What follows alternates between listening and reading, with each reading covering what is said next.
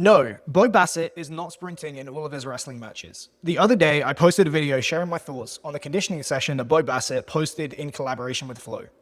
I made the case that just because a wrestling match is 6 to 8 minutes, trying to simulate that with 6 to 8 minutes of all-out continuous cardio is not an optimal approach to condition for such an event. This received a hard bite from the internet in two specific forms.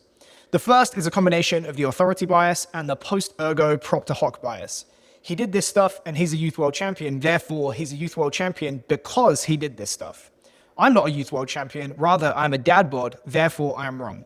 Second, various comments to the effect of, well, Bo's matches are in fact all-out sprints, so it makes sense that he's doing it in training. This is bullshit and I'll tell you why.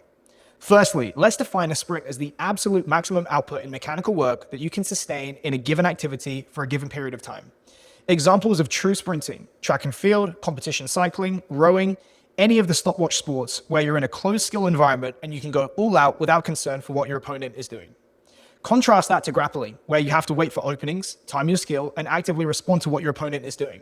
It might look fast, but I guarantee you he's executing this skill under control, not a sprint. Now let's look at his pattern of activity. It's up and down, harder stuff, mixed with easier stuff. Hand fighting, footwork, and collar ties are all hard for sure, but they're not in the same ballpark metabolically as takedowns, scrambles, and escapes, not a sprint. Now look at his tactical technical development. He's so far ahead of his competition that he doesn't actually need to operate at a true max to blow his competition out of the water in most matches.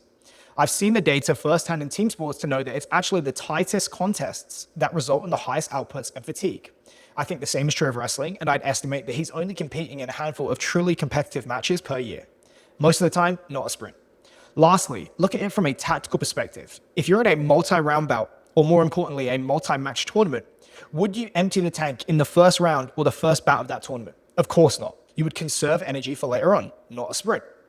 Even if he was sprinting for 6 minutes every single match, you wouldn't train for it by trying to simulate that event in your training. Look at Nordic skiers training for the 1 kilometer. 80% of their training is zone 1, zone 2 activity, up to 15 hours a week of easy cardio, even though the event is only 3.5 minutes long.